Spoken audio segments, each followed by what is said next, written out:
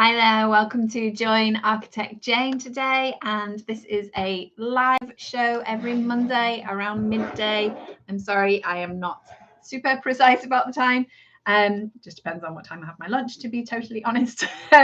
So today we're going to get into some really good tips and some really good Q&A and some ideas that I have for you around storage, which is always a hot topic.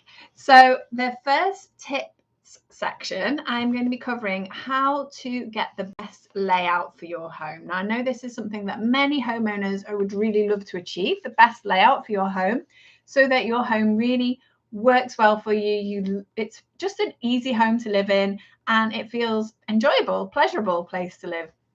So I've got 3 tips for you for how to go about creating the best layout for your home. And the first tip is to consider what you do, how you want to do it, and who you want to do it with.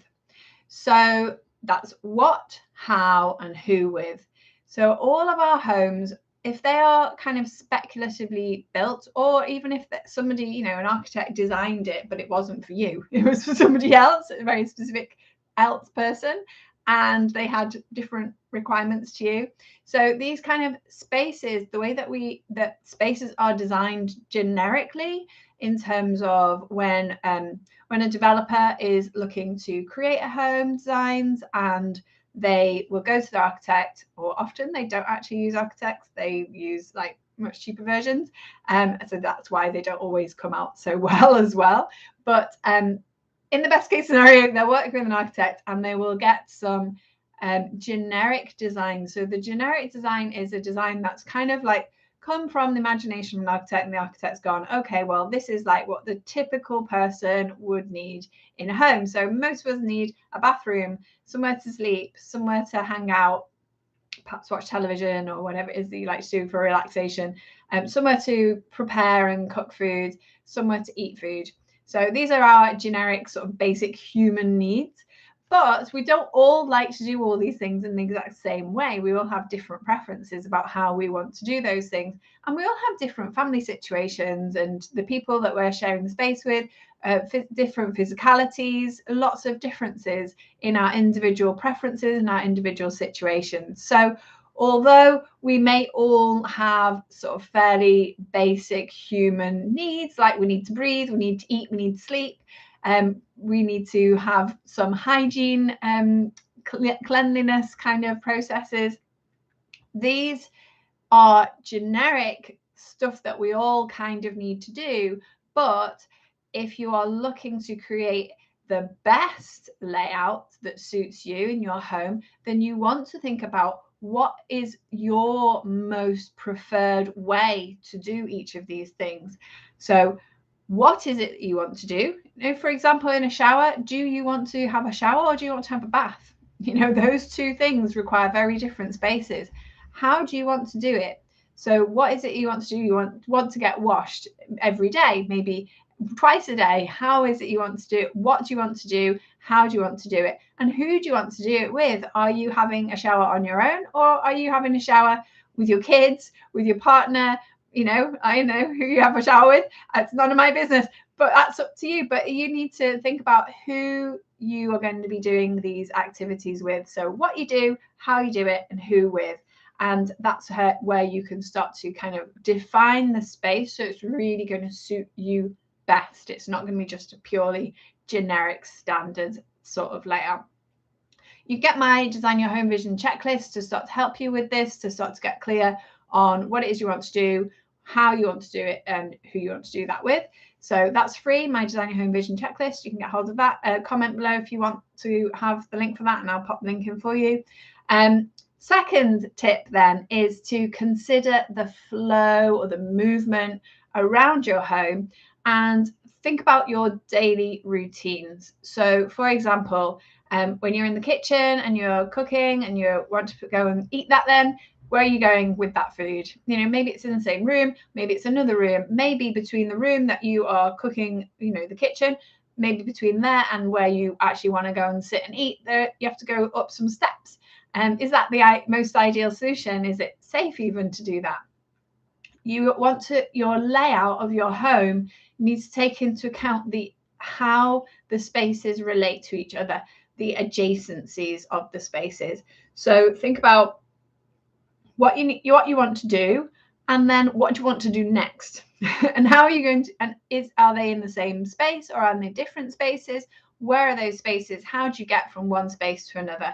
And what's the most logical process? And how could that be made easier? How could that be made more pleasurable? So that's the next thing to consider when you think about how to create the best layout for you. And this is something that I go into with a lot more depth with my clients in the Big Picture Plan, which is my sketch design package, where I help my clients to create this very in-depth vision for their home, which really goes through this considering, what they want to do, how they want to do it, and their daily routines and habits, and what works for them, what's not working for them. And I design spaces and then collaboratively explore those designs with my clients so that we can really create the best layout for them that really delivers on this easy and pleasurable kind of space that they can do what they want with whoever they want and in the way that they want to. So the third tip on how to get the best layout for your home is to consider the connection between the space and outside. So that could be views of outside, looking out onto a garden or whatever it is that you can see, the sky, trees, whatever. Could be getting light in. A lot of people love to get sunshine into their home, or some people don't want to get sunshine because they're doing something on a screen and the sunshine gives glare and it makes that difficult, but they want to have good natural light. So maybe want north light instead of south light, for example. Or do you want to be able to access outside directly from that space? Do you want to be able to just step out, perhaps, in the morning, get your cuppa, and you want to just be able to step out and listen to the birds singing and drink your coffee in the morning and have a little moment of quiet contemplation to yourself outside. Whatever it is you want to do, maybe you just want to be able to get the bins out quickly from the kitchen and empty those recycling bins into the big bins outside. That's not something I like to do. But what is it you want to do? How do you want to access inside to outside? What's your connection? Visual, light, or physical? Or, there's auditory as well in terms of the sounds that you might be wanting to be able to hear. You might want to hear the birds singing, or maybe you don't want to hear the birds singing because they wake you up too early in the morning. So when you're extending a house, you can end up having this very internal, dark portion of house. And so think about, does that space, how are you going to use that space that's in the center that has the least connection to outside? What activities or what kinds of spaces do not need any external connection? They don't need a view, they don't need natural light, they don't need any direct access to outside. That's what you need to think about in terms of how a floor plan is laid out and where rooms are positioned within that floor plan and their connection to inside and outside. Again, this is work that I do with my clients. I do all this thinking for you. I figure it all out, figure out what's the best layout for you, and then collaboratively go through that with you so that you can really get involved in that exploration and really create the best layout for you that you're really happy with. And that's something that I do within the Big Picture Plan. That's my sketch design package. If you're interested in that, comment below and I can give you the details for that. So now is the portion of Q&A for this session. So if you have any questions, please do comment below. Let me know what your questions are. If you have any questions about home design, house extensions, loft conversions, whatever it is that you have questions about and you're wondering, what do I need for this, or how does that work, or whatever it is, I can answer your questions. I specialize in eco design and also in working with more older buildings, works on projects in conservation areas, listed buildings, that kind of thing. So if you have any more specialist questions related to that, eco, home design and conservation, older property, then that's also something I can help you with. But if you just have very, more basic questions, there is no such thing as a stupid question. If you need to know the answer, ask the question, because having the answer can help you to save you from making lots of expensive mistakes further on. It's better that you know. Any questions that you have, please do just pop them in the comments. So today I've got a few questions, and if any questions come in, then I will happily answer them during the live as well if we have time.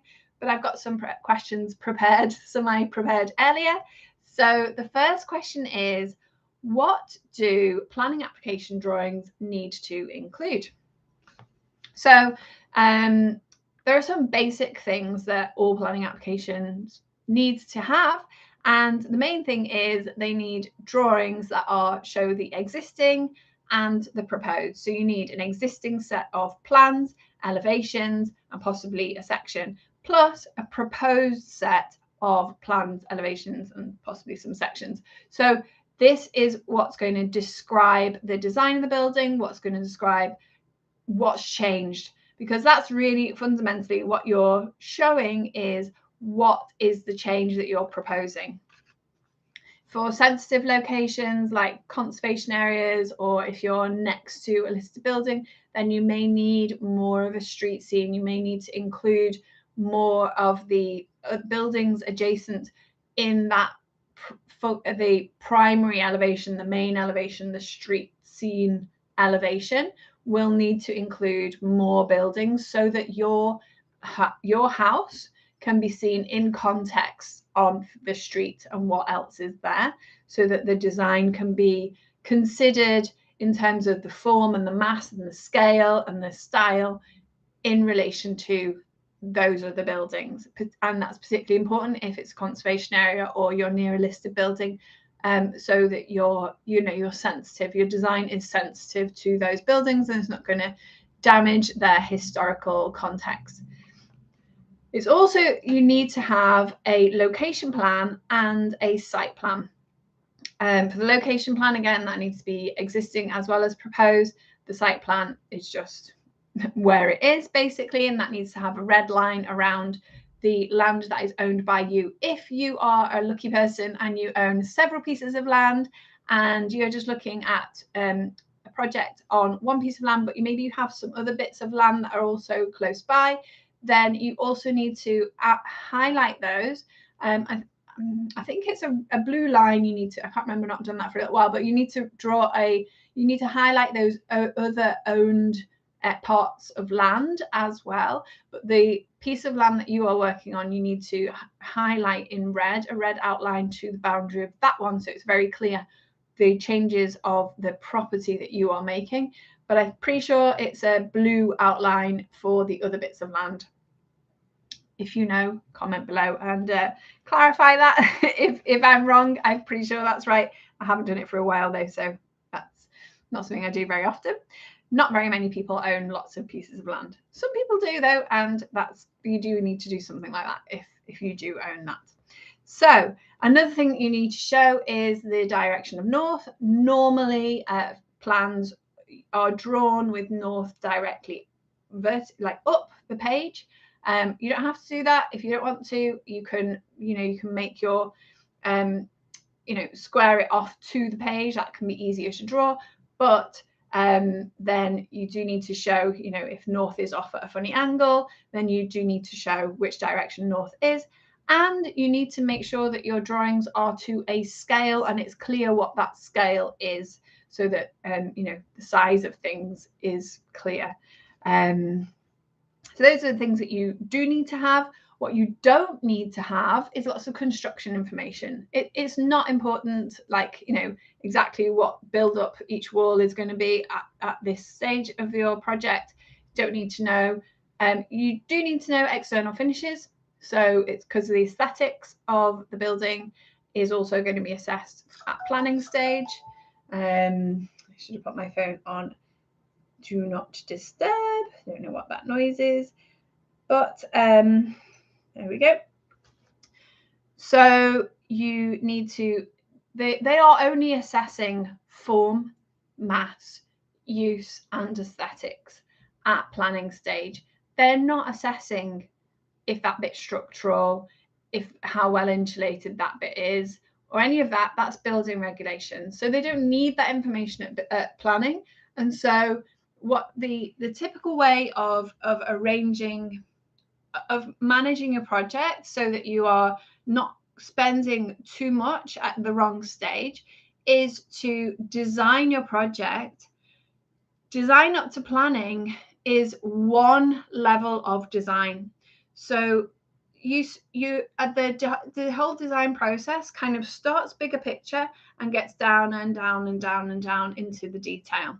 So you start very big picture, just sort of creating a vision for what you want, looking at, you know, what you need to do, how you need to live in it, what you need to do to live in it comfortably, who you want to live in it with, that kind of, that's your vision.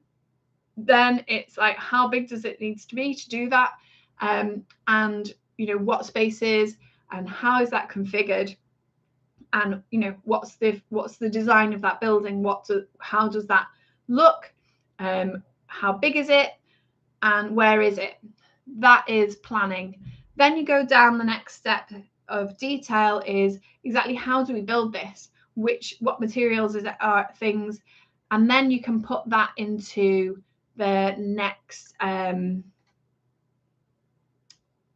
into your building regulations, and you can figure out where you are. Okay, you're looking how to correctly represent beams in your floor plan. Okay, I would normally just put a dash line and say, you know, beam above beam above to structural engineers calculation. That's what I would do. So the construction information at planning stage is not necessary. And what I see often is that you'll get construction level details at planning, and what I find is that the people who create that kind of drawing at planning stage, they haven't actually put very much thought into the design of it. It's very much copy paste, generic design, and all of the construction information is also copy paste, very generic, standardized stuff. And so it's not very bespoke, basically. And yes, you can build from it, and yes, you might get an okay space, but it's not necessarily going to be something that really like lights you up in a way. So that's what you do. So planning is it's a bigger picture stuff. You don't need construction information. You don't need a full set of dimensions, and you don't need a full material specification either. You do need to note what kind of external materials things are. So if it's render, if it's brick, what things are, so that's to do with the aesthetics, how it looks from outside. That is important. But in terms of the build-up of that, whether it's timber frame or, you know, whatever the construction build-up is, that's not relevant for planning. You may also need a design access statement. You may need an ecology survey, a historic impact statement. All of these other more specialist things can be necessary. I personally write a design access statement for every project that I do, but that's not necessary. I do it because I tend to be pushing the boundaries a bit with my projects, and so I'm always looking to justify the design in planning terms to give it the best chance of actually being approved. But that's not always necessary. And so it depends on the location. If it's a historic location, if you're in the context of a listed building, then you are going to need these historic impact statements. If there are like newts and bats and things like that, or trees with protection orders on them, if you have any of these things close to your building, then you're going to have to get specialist surveys, arboricultural surveys for trees, bat surveys, ecology surveys for newts and other kinds of wildlife. You're going to need these sort of specialist surveys, and you're going to need to submit those with your planning application to show that you're not going to be negatively impacting on these things. And if you are going to be negatively impacting, then you need to take that survey information into account and adapt your designs to make sure that you are not causing any negative impact on those things. So there are kind of legal minimum requirements for planning legislation and what you need to the information you need to submit, but also each local planning authority can create their own requirements in terms of what they will accept before they start to process an application. And so it's not really a big deal, this. What happens is you submit your application, and if you have missed something that particular local authority requires, then they will let you know. And they'll just say, sorry, we cannot progress your application. We can't accept it as complete because you still need to provide this. And they'll give you a list of the information that they say you still need to provide. Sometimes you may have provided it, and then you can just say, look, it's there. And there may be some little conversation around that.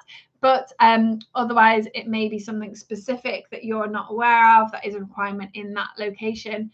And if, like me, you work nationwide, you don't necessarily have the most up-to-date requirements for every single different local planning authority, because they're all different. They've all got their own little things. So it's not a problem. They will just tell you what it is that you need, and then you just create that information and submit that, add that to your submission, and that's fine. It's not a problem at all. So this is something that I can do for you. If you are planning to make a planning application submission, I can produce the drawings and I can make the submission for you. I only do that for projects where I've actually designed it. So that would require starting from scratch with me and doing the design work, and then I can also submit that to planning for you. So that's how I could help you if you ever needed help with that. Question 2 is how to work out the best and cheapest solution. So I talked at the top about how to work out the best layout for you. What's the best layout solution for you? And I've just realized I've got a meeting to go to. I'm going to have to cut this short.